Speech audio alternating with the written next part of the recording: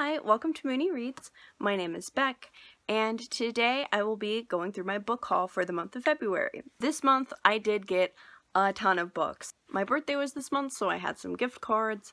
I also just kind of treated myself, and I had some books that I wanted to buy for specific reasons. First, I'm going to be going through the used books that I got. Most of these I got on Better World Books, which is a really cool website.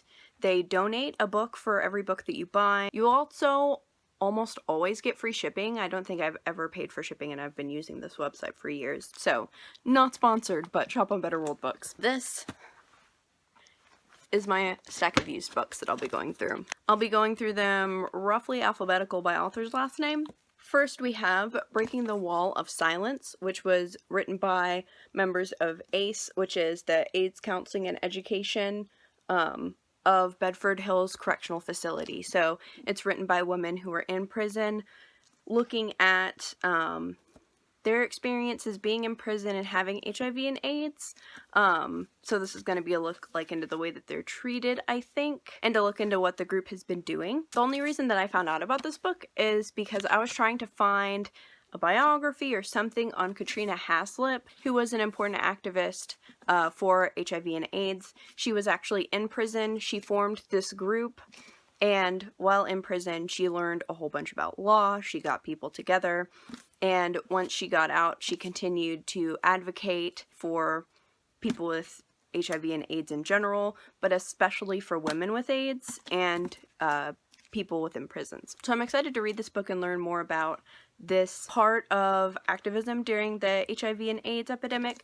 This book was published after Katrina Haslip passed away, so I'm not sure if any of her writing is going to be in here or not. I think there are some pictures, but I'm really looking forward to it. Throughout the year in general, I'm wanting to learn more about the HIV and AIDS epidemic. My area of research within sociology is around the LGBT community, so obviously it would be really important for me to learn about the HIV and AIDS epidemic, but I don't only want to hear about it through the white cis gay male lens. I think it's incredibly important to learn about the LGBT community and all of it because they were hit so hard, but it is also important to learn about the other groups who were impacted as well.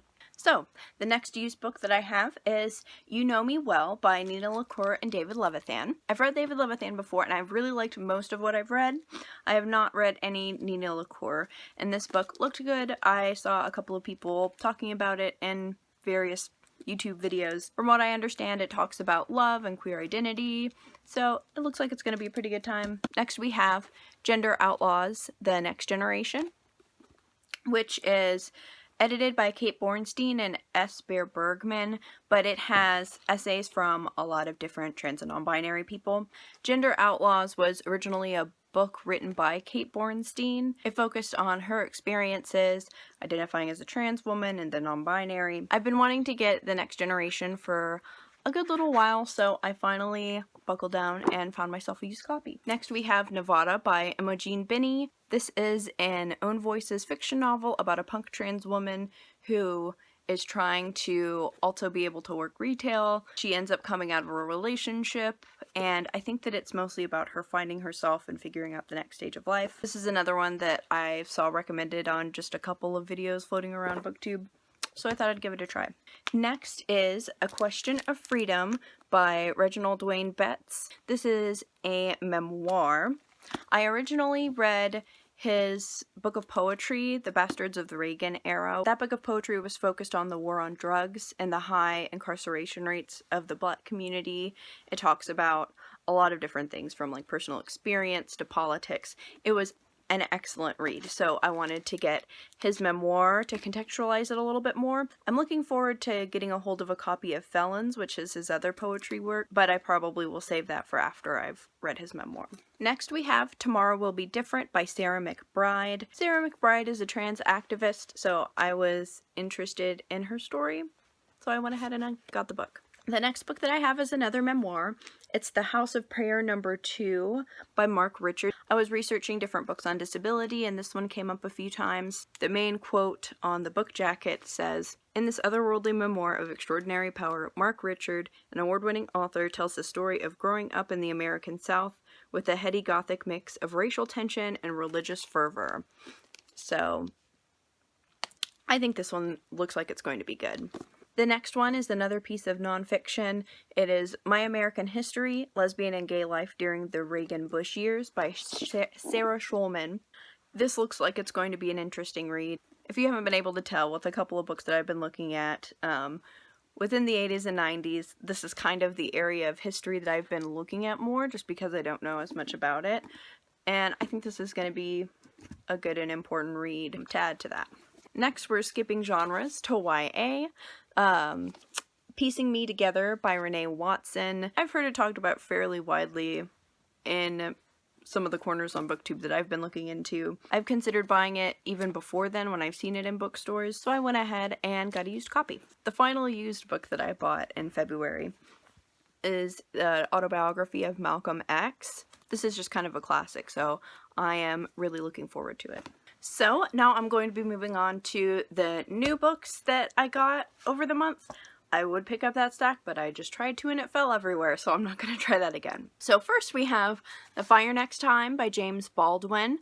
I actually did get a chance to read this. I listened to the audiobook part of the time. It's a really important essay on the civil rights movement.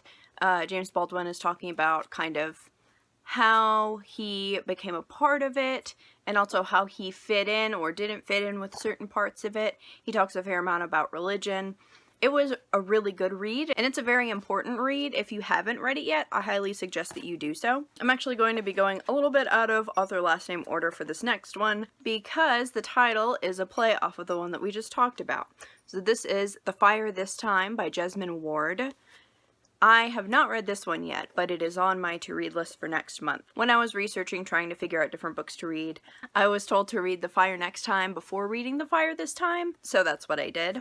And I'm looking forward to reading this and seeing how it fits in with any of the things that James Baldwin was saying in his essay. So the next book that I got was Real Queer America, LGBT Stories from Red States by Samantha Allen. In this, Samantha Allen goes and interviews people from various red states, meaning majority Republican states. So this is going to be a lot of different places in the South as well as the Midwest. I've mentioned before that I wanted to read more stories about queer people from the South, so I thought this would be good to read for that purpose. The next book that I got, I've been wanting to get for a good while, but I am glad that I waited and got it in paperback. It's An Absolutely Remarkable Thing by Hank Green. In this, the main character basically becomes YouTube famous overnight. I'm not super sure where the plot goes from there. I've sort of been avoiding discussion of it intentionally. I like Hank Green as a YouTuber, as a person generally, as much as you can like somebody that you've never met, I suppose. So hopefully his novel is good. The next two books that I have are both by Andrea Gibson.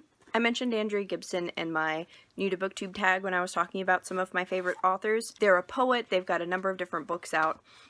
I have a couple of their books already, but I wanted to read more. The first one is How Poetry Can Change Your Heart. They wrote it alongside Megan Fanley. The other one is Take Me With You, which is their most recent book as far as I know. The next book is one that I have seen on a lot of different places around YouTube and Bookstagram being recommended. It is In the Dream House by Carmen Maria Machado. This is a memoir that is told in second person.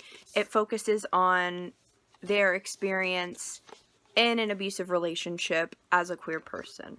We don't really hear a lot about abusive queer relationships. It's important to acknowledge because of the people that end up in them, knowing that they're not alone and that sort of thing, but also because there are certain aspects of abusive relationships for LGBT people that aren't going to be present in a heterosexual male-female relationship.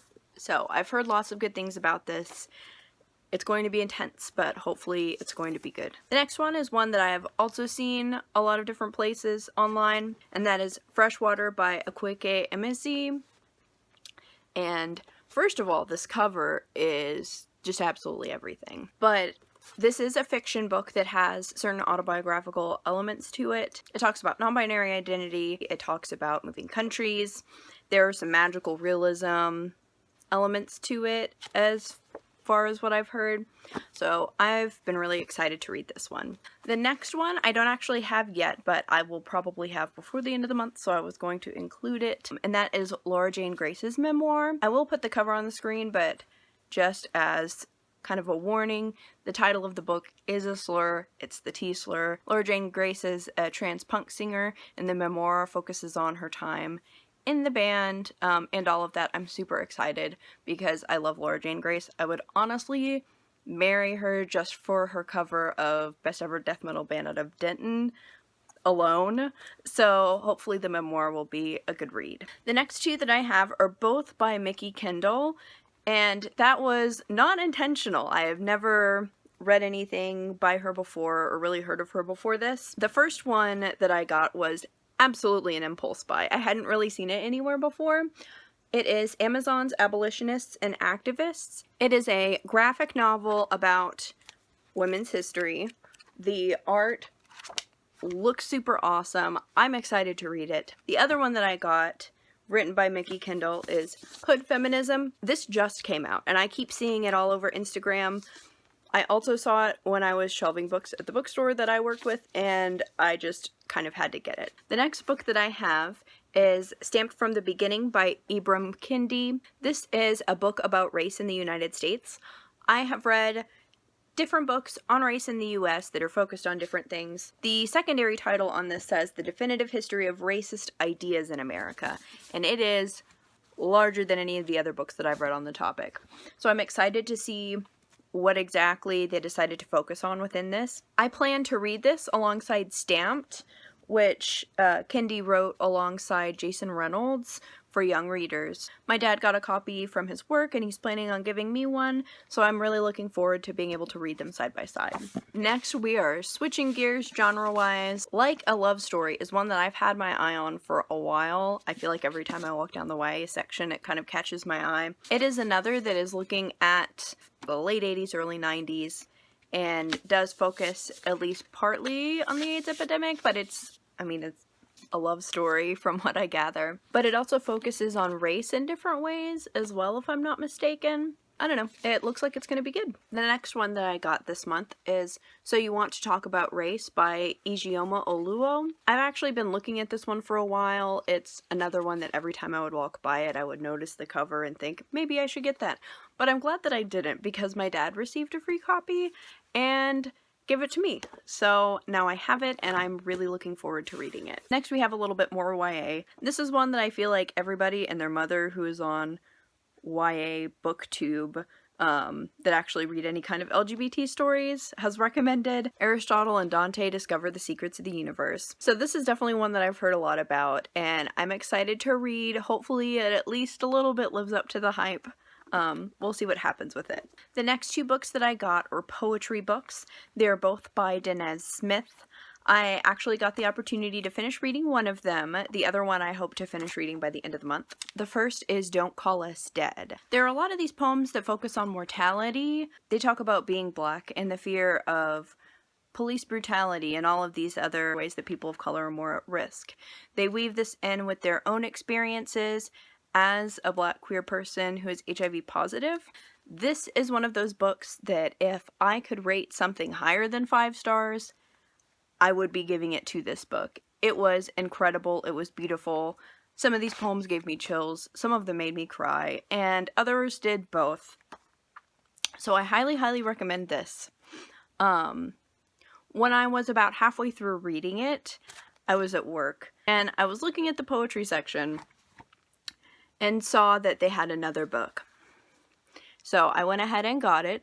Homie is their most recent book, I believe, so I'm super excited to read that. We're going to do another genre change with the next book. I got the first volume of Kase-san and Yamada. If you watched my LGBT manga video, you'll know just how much I adored Kase-san and Morning Glories.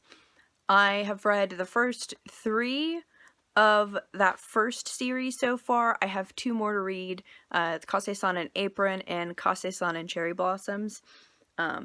Then I'll be able to read Kase-san and Yamada, and in this part of the series, they're off to college. I'm excited for some more good, wholesome lesbian fluff. And the final book for this month's book haul is probably also the largest book, and that is The Warmth of Other Suns by Isabel Wilkerson. This is a nonfiction about the Great Migration. I'm super excited to get the whole story. I've read bits and pieces about it here and there, and I've seen some documentaries, but I'm looking forward to reading this book on it. So that is it for this book haul. If you've read any of these books before, tell me what you thought in the comments below. And thank you all for watching. Bye!